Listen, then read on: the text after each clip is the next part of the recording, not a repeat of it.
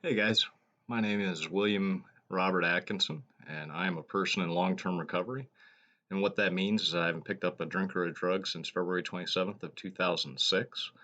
I am recording my story, hopefully to help someone who is in quarantine, not able to access um, other forms of community support, as well as anyone who is locked down in any type of system. And if you can relate to my story, I want you to know that there's help.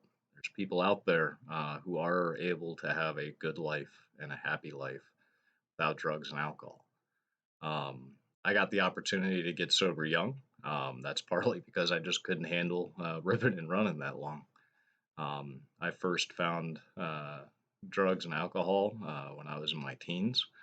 When I was 14, I tried to impress some neighbor girls while uh, I was home alone for the night. There was like a snowstorm. I grew up in Virginia, and I invited them over, and we decided to raid the liquor cabinet. And I didn't know what I was doing. I mixed uh, light liquor with dark liquor with cooking wine with Kahlua. It was a mess. I uh, I blacked out the very first time that I drank, and came to walking around my neighborhood not knowing how I'd gotten there. And woke up the next day with the worst hangover symptoms of my life. I um, dry heaved for an entire day afterwards, and then felt like death for the next two. I didn't really think drinking was all that exciting at first, but when the girls called and told me how much fun that they'd had, even though I didn't remember it, I knew I was going to drink again. At 15, I found pot, and finally, I felt some relief. Um, I had grown up in a really nice, good, loving home from two people that weren't very kind to one another, and so I, like many of us, developed a deep sensitivity to external things that I couldn't control, and I use that as fuel for all of the frustration and anger that I felt. So I was very lucky. Had a great home, but wasn't able to emotionally accept that great home. So I was just an angry kid a lot of the times, very sullen and or just blaming everyone for my own troubles. When I found pot, that finally shut off for a time. I found a solution to all of those feelings, and I really enjoyed it. That same year, I dislocated my knee while playing basketball, and they hooked me up to morphine, and I like to joke that I chased that high right into treatment. Um, I it was probably one of the worst pains of my life, but I all I can remember is when I was in the ambulance, the guy taking my pulse, and the driver asking, "Hey, how's he doing?" I said, "Oh, 60 over 40, he's gone," and I was flying high. For the next little while, all I wanted to do was get high. Um, Being trapped in a brace for about 6 months was uh, certainly helpful for the uh, new life that I'd found. Started to make new friends and hang out with new people, and probably got expelled from that school because I wasn't doing what I needed to do. I was getting caught cheating and being high at school and not doing what I needed to do. So they sent me home. Um, I I got an opportunity through my parents because they were like, "Hey, man, this kid's not doing that well to go on an outward bound expedition." When I was that summer, just after having gotten expelled, and that was their thought process of how to help me. I remember just being pissed because I couldn't get high for 3 weeks. But now, as an adult, I really wish I had taken more of an opportunity that had been provided to me. Anyway, When I came back, I resumed my job at the local theme park, and things were still relatively good. Um, we I stole a lot of money from that park to because I worked in the merchandise section, and we could void out transactions and had to add tax to everything. So I would declare a tax holiday if they had cash and ask them if they needed a receipt and act like I was putting it into the cash register, but then just void it out and pocket the cash. And that kept me drunk and high and having a good time for the majority of that summer. Um, the next 2 years of high school, just to finish out, were mainly me skipping class. Um, I didn't really find anything interesting about it. Um, I just wanted to do what I was doing. So as my other classmates went off to college and or went into the military or did something interesting with their life, I was just sitting at home getting high and drunk and not really interested in any of that. So by 18, I had to go to summer school just to graduate high school. And the minute that I did, I came home, and my father, who I was living with at that point, he, in the kindest way possible, said, "Hey, man, we got you to 18. You graduated high school, and now you need to leave." Um, and I did. I couch surfed for the next year and a half, and things progressively got worse. Um, I lost a lot of jobs. Um, I discovered pills and shrooms and just about anything I could and started to just drive people away from me. So once I ended up homeless, um, and 'cause I had burned a lot of bridges, lying to people and not doing the stuff I needed to do, um, I I had parents who kind of swooped in and helped me out, and they gave me $1,000 to go get a place, and I promptly spent it on drugs, and then they went out of their way to go pay for an apartment themselves so that they knew I couldn't hold on to it. Um, but that whole experience was um, that was kind of the beginning of the end.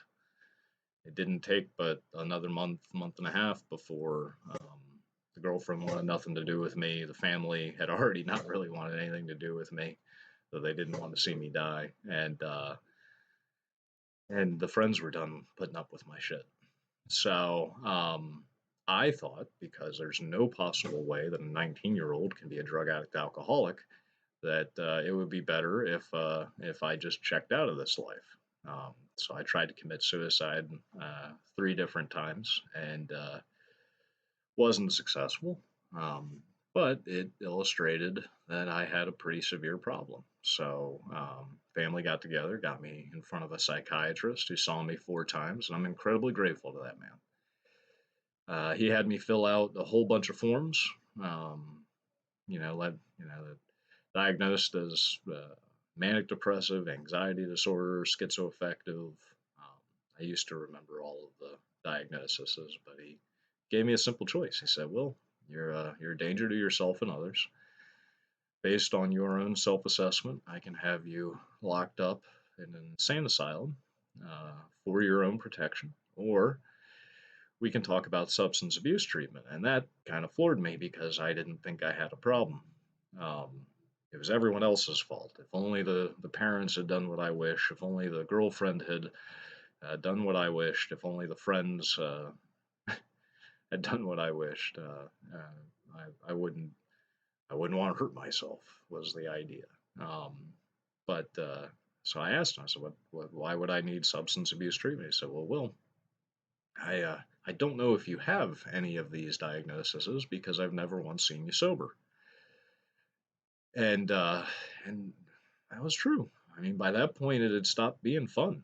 I don't know when I crossed that invisible line, but just to feel normal, every single day I needed to wake up and have something in my system. Um, and if I didn't, I felt restless, irritable, and discontent.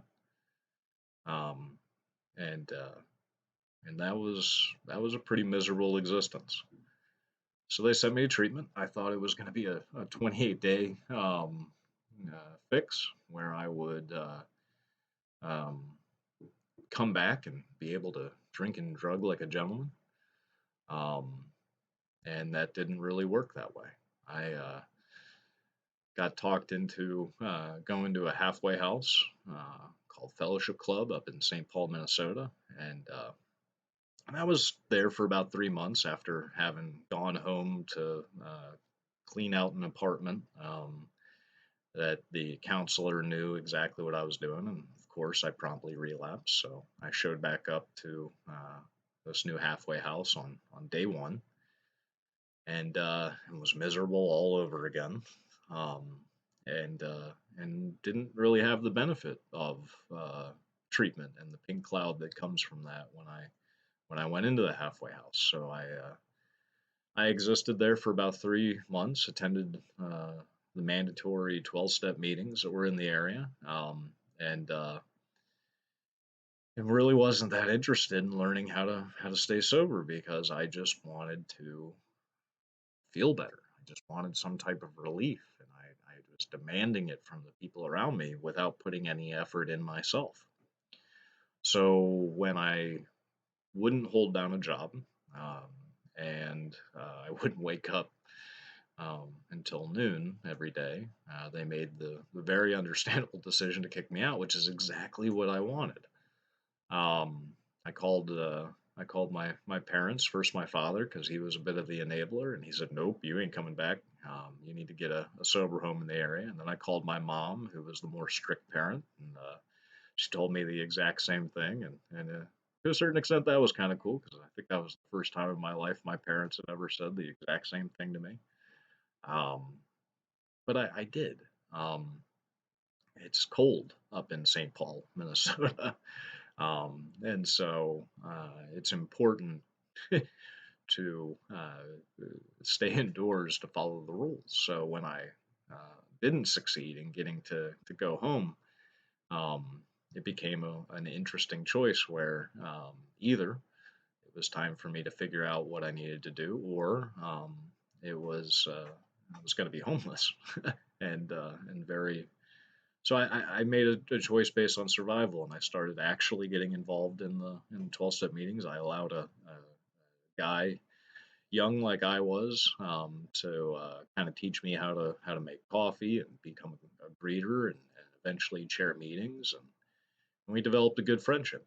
Um, he uh, he was a really awesome guy when he was sober, and I learned how to have fun in recovery. We would go bowling.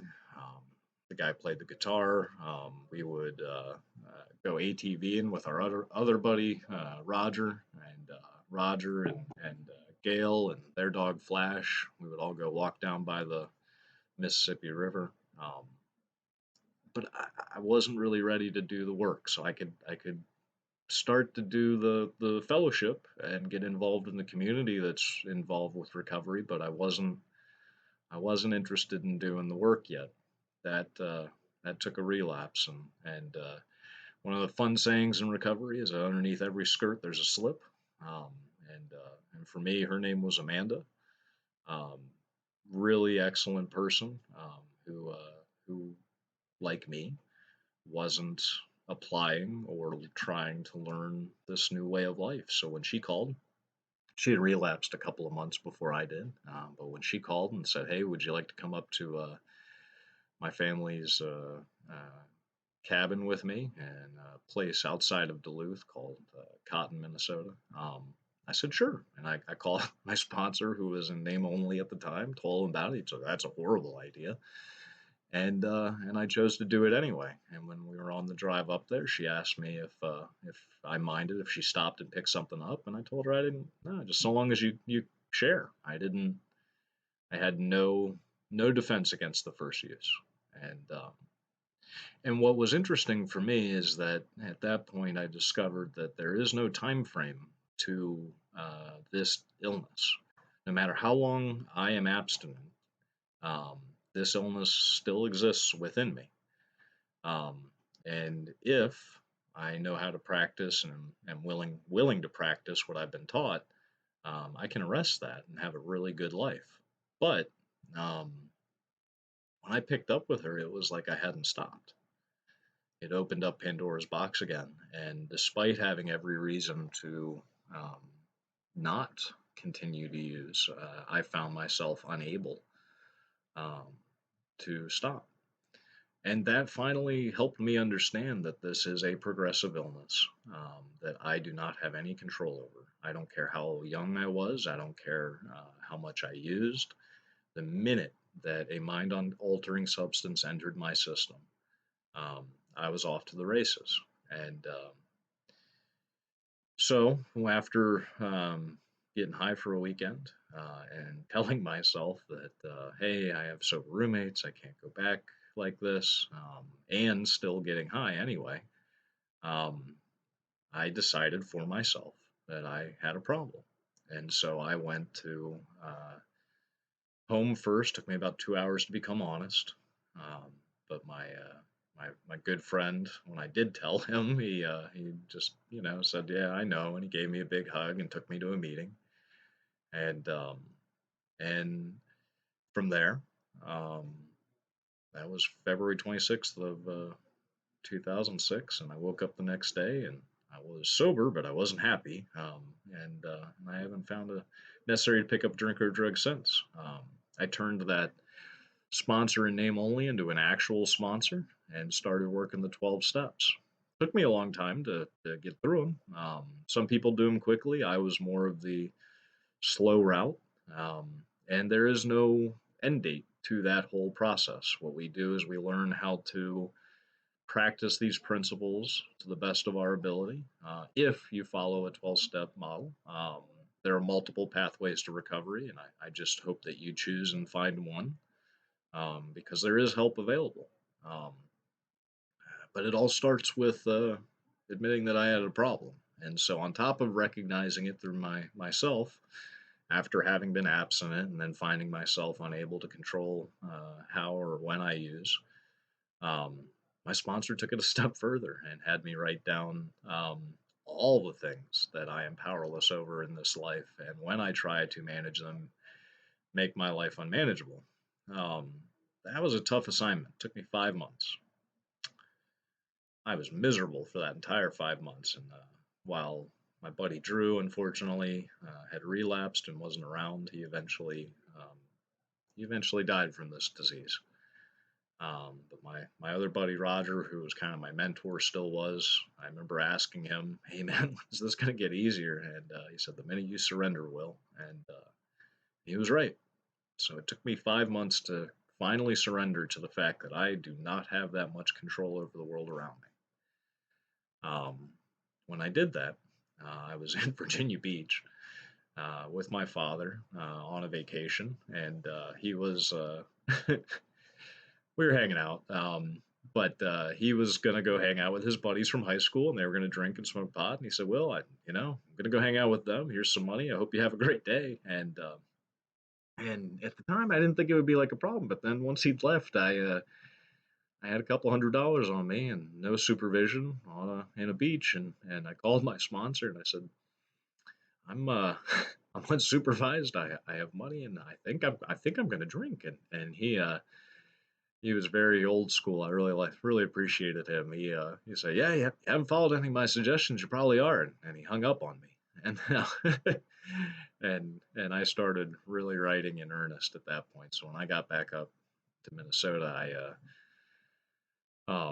I had that first step assignment done, and from there things got easier. I completed a moral inventory. I talked to my sponsor about it. I started working towards my character defects. Um, I am by no means done with that process. I have yet to meet any person in recovery who walks on water, um, but but I do have a solution working in my life to address how I can make my own life miserable, and I don't have to live that way anymore. Um, I've made amends to a number of people that I harmed, as well as still have more amends to make. Um, I have really learned how to practice these principles by trying to turn around and help somebody else learn how to do this. That's when it really started to click for me. My recovery journey has been amazing, and I am incredibly grateful for it. I got back into college. I moved here to Florida in 2008. I'm a cliche. I started working in the substance abuse field, and eventually opened up my own business.